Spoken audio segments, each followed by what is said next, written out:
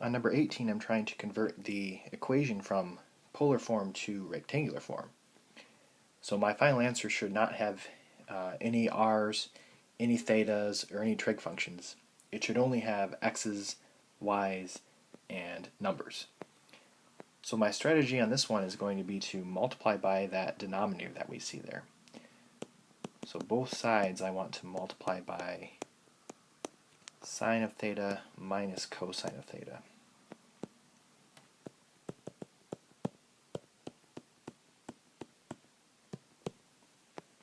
So on the right-hand side, that's going to cancel out, and we're just going to have 2.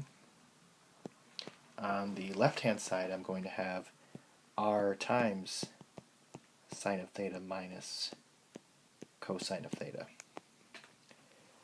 So then I want to distribute the r, and I have r sine of theta minus r cosine of theta is equal to 2. And this is really good because anywhere I see an r cosine of theta, I can replace it with x. Anywhere I see an r sine of theta, I can replace it with y. So this r sine of theta is y, minus r cosine of theta, this is x, and this is equal to 2. So this would be the equivalent equation just in rectangular form.